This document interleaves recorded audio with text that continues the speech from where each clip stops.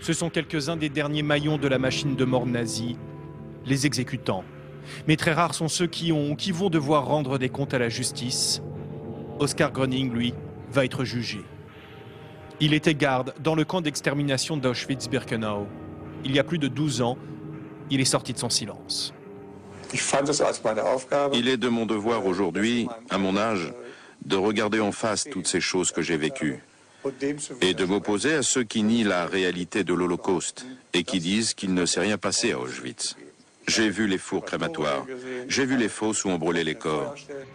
Il a vu, mais il ne se sent pas coupable. À l'époque, il coule une retraite paisible. La justice n'a pas encore lancé de poursuite.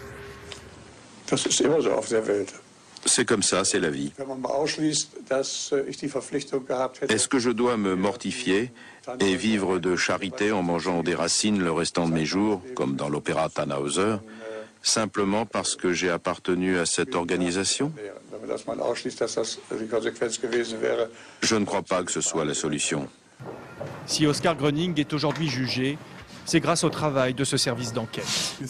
Voici nos archives centrales. C'est le cœur de l'Office fédéral. On a 1 700 000 fiches. 1 700 000 noms, lieux ou crimes. Une anthologie de la barbarie nazie. Par exemple, ici, on a quelqu'un de très connu. Klaus Barbie. Et aujourd'hui, au cœur des investigations, il y a ce fichier, celui du personnel du camp d'Auschwitz. Mais le temps presse. Le jour va arriver où on n'aura plus de coupables, plus de témoins, où on ne pourra pas révéler de nouveaux crimes. On ne connaît pas encore la date, mais ce jour approche. Alors l'Allemagne a-t-elle perdu du temps dans cette traque? Certes, il y a eu des grands procès après-guerre, mais il y avait aussi dans la justice et la police beaucoup d'anciens responsables du régime nazi.